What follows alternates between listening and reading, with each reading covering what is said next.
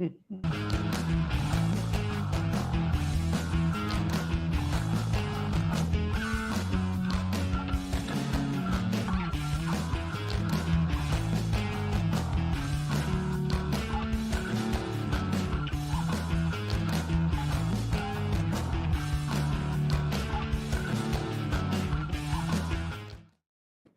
right, if it's Tuesday, that means Mike and I are here to talk with you about the craft and business of making comics. Mike, are you ready for tonight? I am super excited about tonight.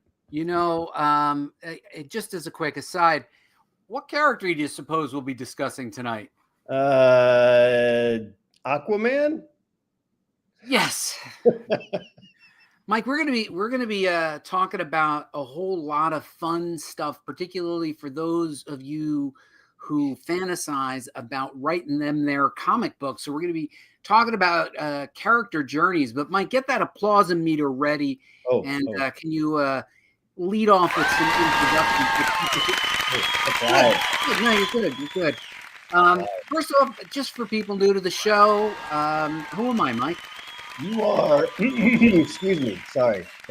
Buddy Scalera, award-winning comic book writer, educator, and marketing technologist. All right, that's enough of that. And who are you? I am Mike Fasolo, two-time Emmy Award winner, two-time Emmy Award-winning screenwriter, comic book writer, just a guy. Just about everything. And next week, Mike, we'll be tapping deep into your phone book and bringing some of your friends on. Oh, yes. Next week, we got Matt Sunrish and Seth Green from the good old Robot Chicken days. Yeah. We really pump your network, don't we? Like, we just keep bringing your friends on. Yeah, well, if you got them, you might as well use them. Yeah, I don't have as many friends as you. So, Mike, you know, tonight on Comic Book School, we're going to be talking about how to create a character journey and really what that means. And you, as a professional multi-award winning screenwriter, know that you can follow us on all the channels noted below, but mostly on the YouTube. If you don't already subscribe, make sure you hit that little bell button so you get reminded. But you're not a guy, Mike. You're the guy. I'm the guy. Langstairs got it right. I'm the guy on this show. You are the guy on this show. You're the guy in my life, Mike. Oh, I appreciate that. Warner's High Command is not like Adult Swim anymore. I don't know what's happening. Yeah, but it's on HBO. It's on HBO. I've been watching it on HBO. It is on HBO. Yes. Are you getting checks for that? Oh, no. I wish I was. That'd be nice. So tonight we'll be talking a little bit about a character journey and character evolution. And Mike, we do have another community spotlight. So stay tuned. You never know when you might be featured on the community spotlight. You ready for the show, Mike? Ready to?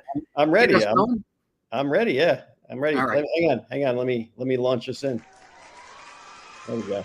Now we're ready. All right. Here we go. So we're going to be creating character journeys. If you didn't catch part 1, you can watch the sequel, which is tonight, part 2. But we do recommend that you go back and watch part 1, which is how to create great characters. We showed what character mapping looks like. We demonstrated the different tools you can use, and you admitted that you'll never do it. Not the kind that you did. No, that's way too much work and too much backstory and too many backstory characters. It's too much for me. Feels like too much. Now tonight in part 2, we're going to build upon part 1, which is character journeys and the all important change with characters. And we'll be tapping into something that you know as a professional screenwriter about writing and change with characters. So just a quick reference, we do talk a little bit about the character map. What's important about this particular episode is I'll be talking about Spider-Man. Mike will be talking about Star Wars. But you always have to think about the hero, their journey, their change over the story, but also the characters that are around them that support that change, right? Yes. You do. It's not just a singular character. Usually, it's usually a somewhat of a group, and even if that group isn't constantly there, they do affect the main character. That's right, and we will do an episode on conflict and the all important culmination of this all pulling together. Maybe that'll be a future episode after we have our famous guests on next week. Couldn't even get that out. Mike, there's some questions in there about you being writer of things. What is that? Yes. So Mike is a writer of things. What is Buddy a writer of? Things. The other things. He does consonants. I do vowels. All right. I am the writer of stuff. You certainly are a writer of stuff, Mike, and some award-winning stuff, I might add. A few awards, yeah. A few awards. A couple here and there. Yeah. There you go. That's the Emmy-winning breakfast. That was our morning after breakfast, yes. Morning after breakfast. So, all right. So, Mike, let's get into it. Here we go. You love these little animation things, don't you? I do. Those are fantastic. You don't use them enough. You don't. I know. There's too many buttons. I got to get one of those little button switcher things like you have. Yeah. All right. Here we go. Okay. Mike, you are a well-read scholar of storytelling. In fact, that's kind of sort of what you went to college for. What exactly is Joseph Campbell and the hero's journey? Well, Joseph Campbell is the one that I won't say he came up with it, but it's just the general arc of a character and where they start from, their journey along where they're going, and then when they return at the end. This is like the most basic structure of the characters, and you can see it through tons of movies and books and TV and everything. It's like the template to write a good character. So he had also written other books, including A Hero with a Thousand Faces, right? Or is that part of the same? Oh, that I don't know. I didn't research that. You didn't research that, but we both read The Hero's Journey. There's actually documentaries you can watch on it if you're not a book reading type. Yeah. There is a very good documentary on it, multi-series television show, but it does impart the importance of character change over time and how those characters must evolve through the story. If your character remains static, it's not interesting to the readers. And one of the most important things in a great book or a great film is to have a wonderful character arc. When you're pitching a movie, as you've pitched many movies and you've worked on things, they often say, how does the character change by the end, right? Yeah. Yes. You have to go from, it can be something as simple as going from say an introvert to an extrovert, or from being very, very hateful to now loving. It's like me, right? Like I just went from a heart full of hate to a loving man. Yes. Had that dark spot on your soul, and then by the end, you were nice and uplifting. Yeah. All right.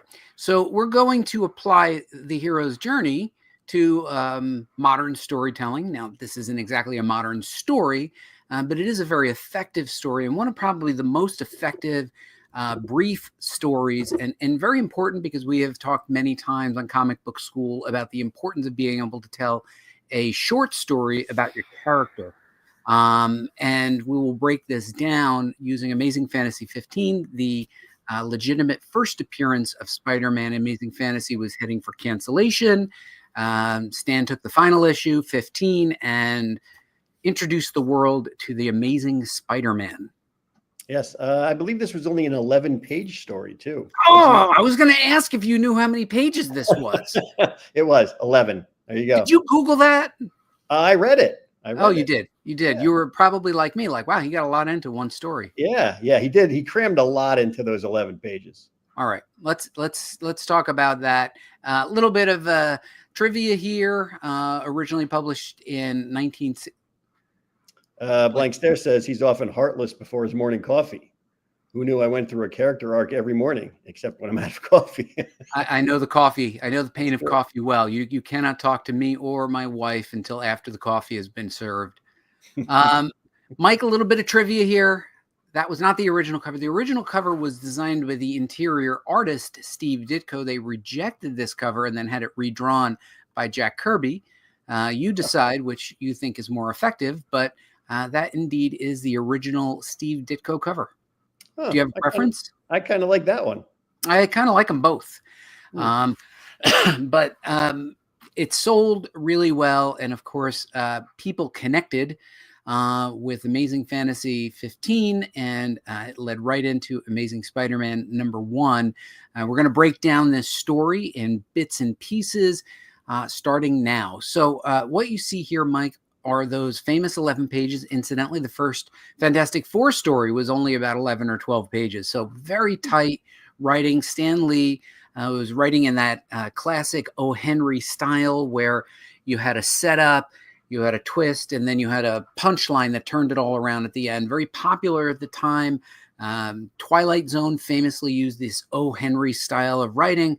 It's very difficult to do. You have to have a setup, you have to have a twist, and then you have a gut punch at the end. And this story does that in 11 pages. Now, we have spoken many times about if you're going to pitch an editor with your work, an 8 to 12 page story, 8 to 10 page story, all very challenging to do, but you should know your character well enough that you should be able to tell one of these stories. In this case, it was an odd number. It was 11 pages.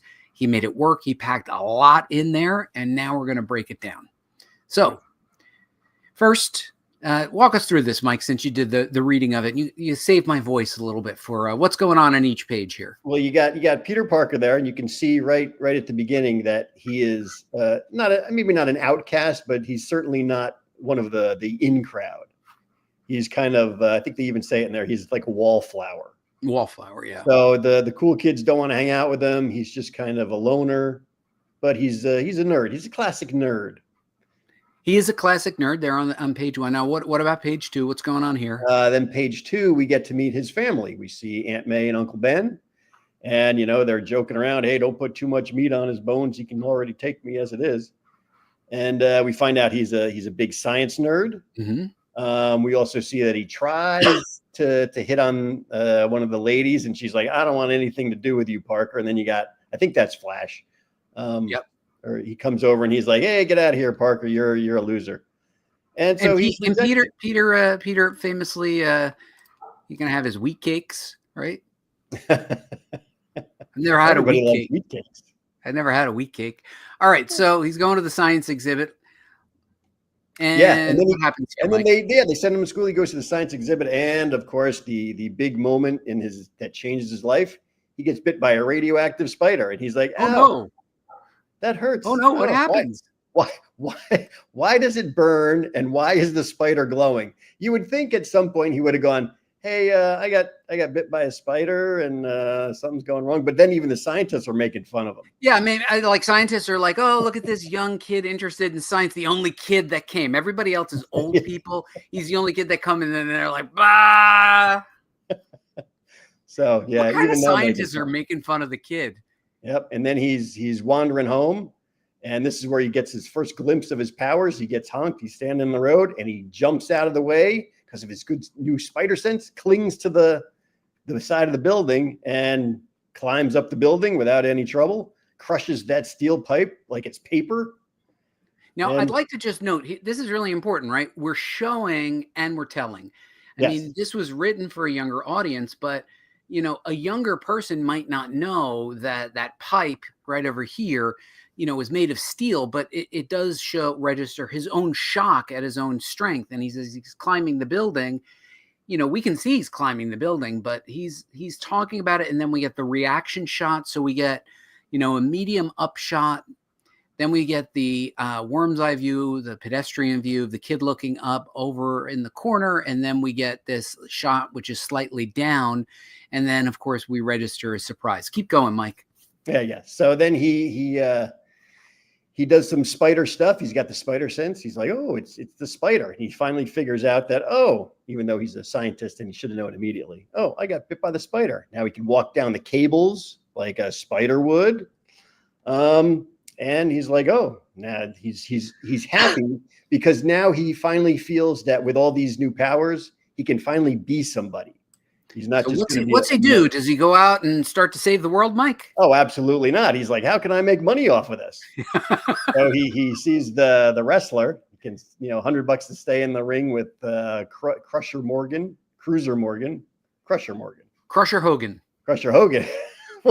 One of those things. Peter Parker takes his eyeglasses off in this one. I think you took your eyeglasses off. I did. And he's like, hey, I'm going to make some money. So he puts on some old clothes, jumps in the ring, puts on a mask. And he's like, yeah, I can take this guy. All right. So far the story's moving at a pretty good click. Just a little trivia call out, Mike. This lab is called the General Tektronix Laboratories East. I checked the interweb and I was like, what's the name of the laboratory? There was a time where Marvel was going and consolidating all the backgrounds and locations. You know, Roxxon is now being used in modern Spider-Man storytelling. So if you're ever writing a Spider-Man story, you might want to pitch a story that takes place in General Tektronix Laboratories East, not the West Coast one, but the East Coast one. Interesting. Isn't that interesting? That's a little bit of trivia for everybody. A little trivia laid it on you there, Mike. All right, let's get back to the story. So what happens here? He goes here. He goes into the wrestling ring and he just, tosses this guy around like he's nothing. Because of course now he's got super spider strength. He can jump on a thing. He dodges all his blows. He carries him up a pole and just dangles there and hangs him. And he's like, hey, the Crusher Hogan's like, I don't want any more of this guy. And then all the reporters and the agents in the ring, they're like, hey, we can really do something with this guy. He's a piece of work. And I never could figure out, where did that giant pole come from that allowed him to carry like the bodies of two men? I mean, that was a pretty big pole. They have all those in the wrestling rings. They do. Okay. Yeah, they're gigantic. So this fella here, he knows that he can make some money off of this new guy. Yeah. So what happens? So he's like, yeah, I'm going to make you a fortune. You're going to be rich. You're going to be famous, and I'm going to help you. So Peter goes home and he's like, hey, what can I do? I can't be wandering around in that stupid looking mask. I'm going to make my own. Because, he probably, yes, exactly. He probably was like, hey, I've taken some home ec classes in school. Because you can see if you saw me in this, you'd take me seriously, right? Obviously, yeah. You'd be like, that guy. Obviously, this guy is serious. He's got his costume. You got something if you're going to wear a costume like this. Okay, he overnight knits himself a costume, and then what? Costume, and this is where his scientific brain comes in. This is where he first makes his web shooters, because he's like, I got all this spider stuff, but I don't have any webs. I'll make my own. So he puts on the little things with the thwip. He makes them. And now he's Spider-Man. And you see him, he's showing off isn't he showing off to the agent? Isn't the agent somewhere in there? Well, he hasn't shown off the agent yet, but the point is they're showing and telling at the same time. They are, this is not the thing that I hate most, which is two people sitting in a diner talking about powers, right? He's literally showing you and demonstrating what he can do. You can see it in his own expression. We see a clear character continuity here. We see what he's doing. He goes from the short sleeve shirt all of a sudden into this costume in his own bedroom. Pretty awesome. Not bad. We're clocking along. So you don't like the two people in the diner talking, but you don't mind someone just talking to himself. I'm all right with that. At least he was showing, not just telling. Okay. So now he's on camera. They're like, hey, let's see what you can do. So now you see where he becomes the wall crawler, and he shows off his skills. He shows off his new spider silk, the web shooters. And even the agent's like, hey, don't show everything too much. We want to keep some mystery for the audience, because I'm begging for more, make you even more money. All right, now here's where there is a big twist, and we'll talk about this when we break down the story in a little bit. But what's happening here now, Mike? What's happening in Peter Parker's emotional character journey? He has gone from being a nobody to now being a somebody. And he's loving the spotlight. He's like, look at all this attention I'm getting. I'm getting some money. This is the way my life should be. And he's getting a little bit of a big head. He's like, I'm better than everybody else who used to pick on me. I can do whatever I want, and I don't care about anybody else. And Next panel, what happens though? Yep. Then he's like, hey, I'm ready to go home. But then a cop is chasing a robber in the hallway. Uh-huh. And Peter's standing right there. Oh, no. He's Spider-Man. He could web him up. He could trip him. The cop's like, hey, just help me. And Peter's like, you do your own job. That's not my job. I don't need any of you. And he just walks away. And the guy's like, hey, you could have helped me out. And Peter's like, hey, I don't care. Nope. You people are all beneath me now. Yeah. And his arrogance comes out in that line. Yes. Sorry, pal, that's your job. I'm through being pushed around by anyone. From now on, I look out for number one, and that means me. Now, Spider-Man will become the most unselfish of heroes, but he's going through his own journey. Let it go to his head. Yeah. And it's sad to think that Peter, who's such a nice kid, even though he was a little bit nerdy, is now just an arrogant jerk. So he gives him the flip of the hand. Tell it to the hand, officer. Yep. And then he's back at home. They buy him a microscope because, why not? Because they're Aunt May and Uncle Ben. They're good people. And this is also where you see how good of a life he has at home and how his family takes care of him and they do everything they can to help him out. And he's happy. He's happy with Aunt May and Uncle Ben. Yeah, and they've reinforced that family, right? We saw it at the beginning. This is his safe place. This is where he can be himself. This is where the story really picks up. So what happens here? Yep. He gets a lot of attention. We see a lot of the newspapers, the spinning newspapers. They can't spin the newspapers in the comics, but they show all the headlines. And they show the passage of time. And I think that's really important here because by showing multiple shots of Spider-Man, he's doing tricks. He's doing the put out the candle thing again. He's on the wall. He's everywhere. And everybody wants to know the answer. Who is Spider-Man? So in a single panel, Ditko is able to show this visual story almost like a montage in a film. Right, Mike? Yeah. So now what happens here? Now he is super famous. He's on his way home. Uh-oh. There's a cop in front of his house. What's going on? And the officer's like, the officer has zero tact. He's no tact whatsoever. He's been shot, murdered. He's like, he doesn't ease him in. Like, you should take a seat. I'm sorry about this. Son. It's been an accident. And then the cop. This was one of my favorite panels. The cop's like, hey, but don't worry. We got the guy trapped down on the wharf in the pier, wherever he says he is. And he tells him exactly where he is because that's what all cops do. When he's at 221. Yeah, your uncle's just been murdered, but we got the guy. He's all at 1313 Mockingbird Lane, and we're gonna get him. So and of course, the cop is the same cop, right? So there's a little bit of that irony in there. Yeah, who the guy escaped from. So Pete's pissed. He's like, I'm gonna go find this guy. So he puts on his Spider-Man costume, and he might be able to hold off Peter Parker. He's not going to hold off Spider-Man, though. So, all right. So what happens here? So now he runs down there. He gets down to the warehouse. He swings in, breaks through. The guy, the burglar is caught. Spider-Man's going to start to knock him around a bit. And then when he after he fights him, he's like, hey, the guy's like, hey, I got to get out of here. And Spider-Man, Joe, you're not going anywhere. Yeah. And again, once again, just keying in on the exposition and showing and telling warehouse the other side of town. We wouldn't know that, but verbally, he has to give us that exposition. But then we understand that he can swing across town just by hitting the light pole and whatever the building over there.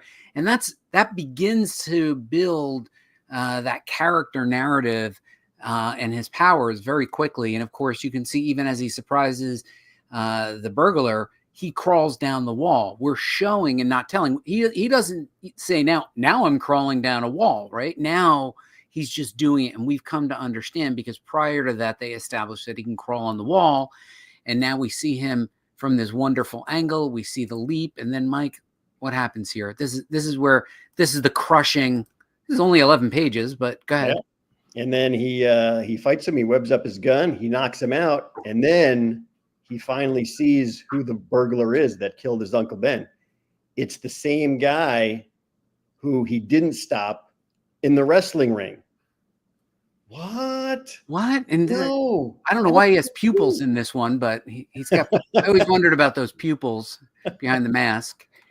But yeah, so it's like it all comes full circle. He's like, I could have stopped this guy. I could have done something good, but I was too selfish and arrogant. And because of that one act, my Uncle Ben died. yeah, so and he doesn't kill the burglar, He right? doesn't kill him, which still says something, is still good in Peter. Yeah. But it's a crushing blow, and then you get the big line there at the end that says, "With great power, there also must come great responsibility," and that's the whole Spider-Man arc. That's the Yeah. People get that wrong all the time. They always say, "With great power comes great responsibility," but the actual line there, read it out loud there, Mike, for me. With great power, there must also come great responsibility. That's right. That's the correct line.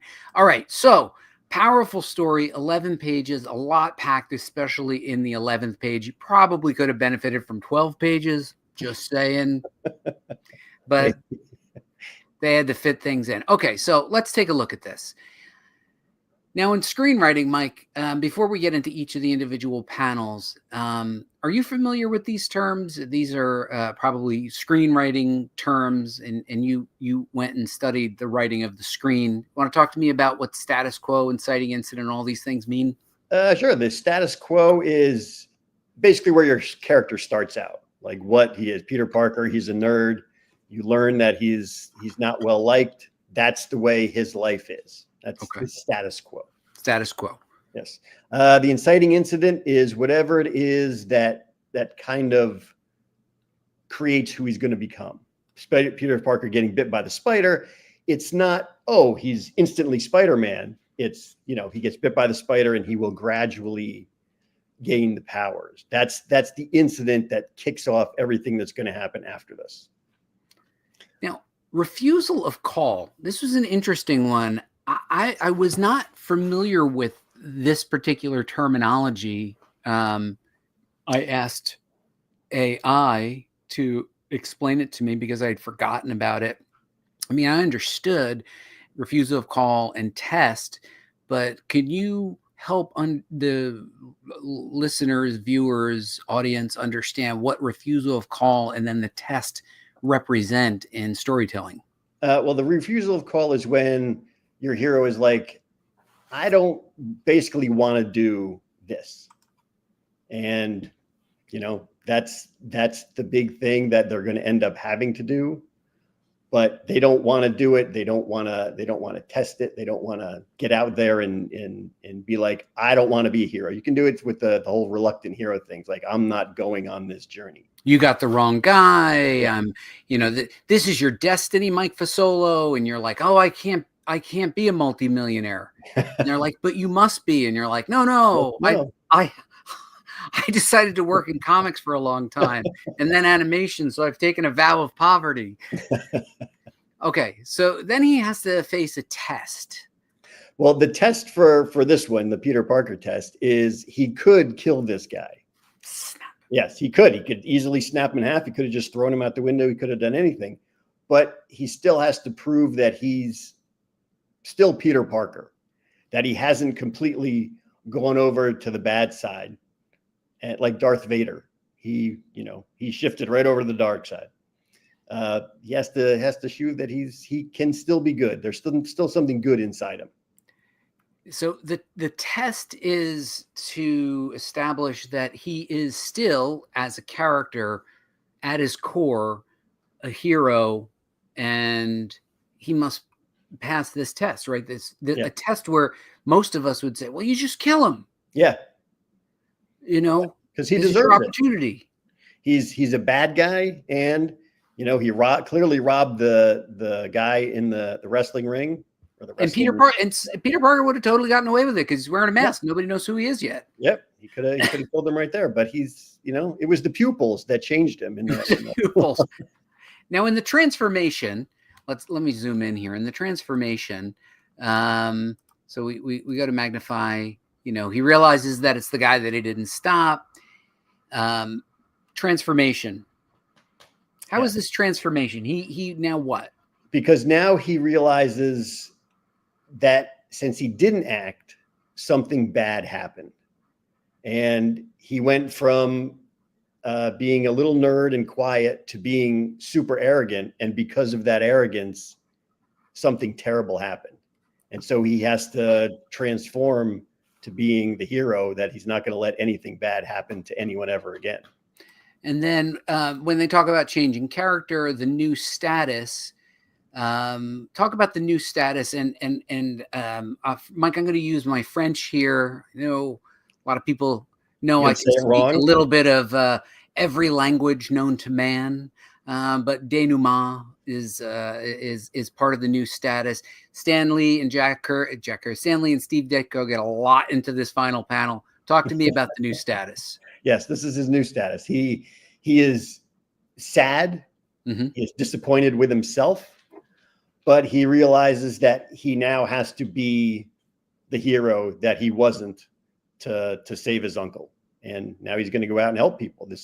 He went from being a little nerd to being an arrogant jerk. Now he has to not go back to being a nerd again, but to be a good person. So this is a great example of a very lean story that packs a lot in. I know that when Brian Michael Bendis redid it and other writers have redone it, they decompressed the story quite a lot because this was a lot. It was effective for the time. He had a limited amount of space. It was the final issue, but there was a true character journey. Yes. And it's the arc. It's what he has to do. And, it is a whole arc, because if you take it, he was up at the top, he was an arrogant jerk, and then he has to come back down to reality. And then he becomes the man he's going to be. And this code becomes the foundation for this character. The problem that we see, and I'm going to go on camera on this, the problem that we see in a lot of the modern reboots is that when you get away from the core character, that's when the fans get annoyed. Yes. That's when, and this is where, taking the modern interpretation of it is when they try to change those characters to the point where they're modernizing them in a way that they think will be palatable to the modern audience, but they lose the essence of why we love that character. They've missed something, because people are people. You go back and read old literature. I love Shakespeare. You read Shakespeare today and you say, wow, people are people. The language changed, the situation changed, the way people act is relatively consistent. And then if you create a character so iconic like Spider-Man or some of these other characters that we love, and then you change them to modernize them for a modern audience, but you lose the core of who they are, that's when people get annoyed. That's when people get turned off. When you respect the original material and modernize it, you're in a different scenario. And a great example was the early phase one of the Marvel movies. They took what was great about those characters, they respected them. Yeah, they updated the costumes, they updated some of the scenarios, but at the core, those characters remain the same. Yes. Philip Burnett has a comment. He'll try to call it quits approximately 100,000 times. Yes, he does. Yes, he does. Burnett, hang in there, man. We got some good news. All right. So, Mike, I'd like to note that Star Wars and related properties are trademarks and or copyrights in the United States and other countries of Lucasfilms Ltd. and or its affiliates. Copyright and trademark Lucasfilms Ltd. Wow. So, wow. Yeah. Wow. I don't know if that was get by without any. I don't know if all that was necessary, but it was all necessary, because right now, Mike, you are going to give us the overview of Luke's hero's journey without the aid of any visuals. Oh boy. And you're gonna tell us about Luke's hero's journey. Well, do you want to go just the first movie? Because first movie, because I think the first movie is a perfect journey. Yes.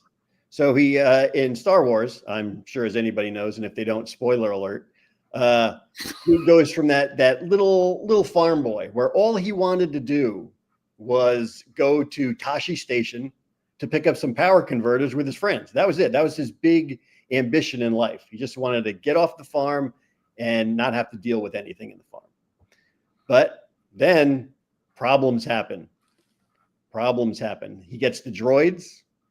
They run away. He meets Obi-Wan Kenobi, and he's told, hey, your father was a Jedi Knight. And Luke's like, my father was not a Jedi Knight. He's like, oh, yes, I was. And he pulls out the lightsaber and he swings it around. Surprisingly, he didn't cut off his arm or his leg or even drop it in the sand and anything like that. He knew what he was doing so far. And then this is where the problems happen. Luke's like, I can't go on this journey. I got farm work to do. But that's the refusal to call. And then he goes back home, and what does he find? Yes. Aunt Beru and Uncle Owen are now just toasty skeletons because the Empire was looking for the droids. They traced them to there, and they weren't any very happy that the droids weren't there. So they killed Aunt Beru and Uncle Owen, and that was his refusal to call. But now it's call to action. He had to take it. Also, actually, the inciting incident was when he talked to Ben and was told about the lightsaber, and his father was a Jedi Knight. But now he's on the adventure with Uncle Ben. With Obi-Wan. And they have to get into space where they meet Han Solo to take the Millennium Falcon. And they got to go save Princess Leia. And then we have the whole big thing. He becomes a pilot because he used to bullseye womp rats. They have the big meeting where they discover that they can blast the Death Star, which has been going around blowing up planets. They blew up Alderaan. They have that exhaust port that, of course, was never covered up, which was kind of silly. So he has to do that. He gets the thought of Ben in his head, or the sound of Ben in his head saying, hey, Luke, you can do this. Just use the Force because you too can be a Jedi Knight. He lets the bombs go. They blow up the Death Star, and he's a hero. So he fulfills his hero's journey. He goes from just a little farm boy to, I would say, literally being the hero of the galaxy. Yeah, and one of the things that I noted when I was picking up the images, you'll note here the image on the left, washed out colors, lonely. No, Luke, there's nobody in the photo with Luke, right? He barely has any friends. He's kind of a loner. And then at the end, he's got this whole network of friends, and he goes through this journey. The character at his core remains the same. He does follow Joseph Campbell's hero's journey. Yep, that's what Philip Burnett said. Lucas drew from Campbell's extensively for A New Hope. And that's it. That's what the entire journey was based on, Joseph Campbell's hero's journey. Yeah. So before we get into the next part, I'd like to just talk real quickly about one of the challenges when you're a comic book writer is one of the challenges that you have when you're writing serialized television. And Mike, you and I learned this when we took one of our first screenwriting classes together, was when you're writing a sitcom, you must return to normalcy. And that is, you must put the characters back into place. No matter what you do with the characters from Friends, they can do these zany things. But when they come back, Ross can't come back with like just one arm, just not going to work. Like this is not Game of Thrones. When you're writing serialized comics, you can have a change or you might not. There's been changes over the years because comic books have continuity, but when you're hired to be a writer on a comic series or on a TV series, you have to be innovative, tell cool and creative stories, but many times you need to put the toys back into the toy box. And I think that's what the return to normalcy is and what makes it so tricky for writers, right, Mike? Yes, because that is always tough. I mean, it's much easier on just episodic shows because it doesn't matter what happens. It's killing Kenny at the beginning of the next episode. No matter how Kenny died, no matter what happened to him, he shows back up again. No big deal. Return to normalcy. Yes. So heroes' journeys are relative. In a film, it might be a little easier to have a beginning, middle, and end and a solid denouement and the whole works. In a comic, maybe a little trickier, depending on if you control the universe yourself or if it's something that you're work for hire for. But more than anything, Mike, we encourage you to go back and watch the last episode again, because we get view hours and we need view hours. Make sure you leave a comment and share your thoughts. Agree, disagree. Tell us if you think that we missed something, and also what you'd like to see later. We are definitely going to be doing one on, what's the word for it? Oh, character conflict. So we'll be working on that. Mike, it is time for Community Spotlight. Get that round of applause ready, because today we're doing a character spotlight on someone who's actually in the audience tonight, Mr. Philip Burnett. Give us a round of applause for Philip. You got a louder one?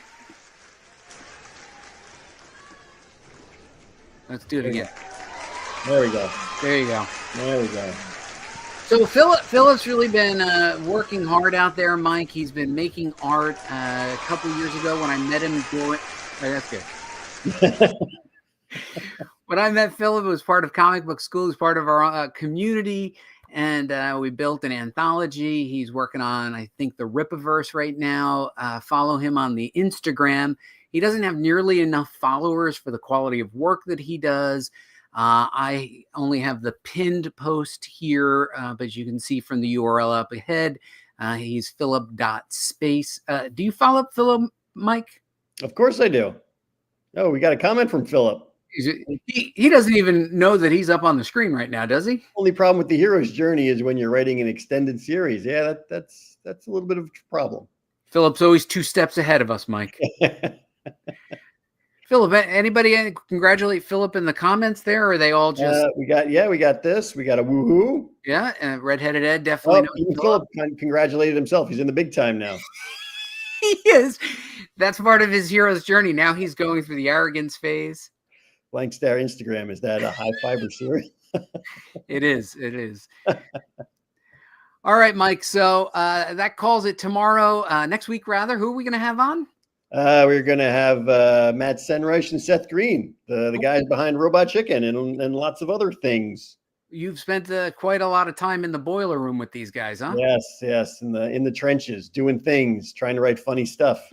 Doing the things. Mike, get your music ready, because we're about... Mike, is this a new person? It is. It is. What? Let's give this person a new...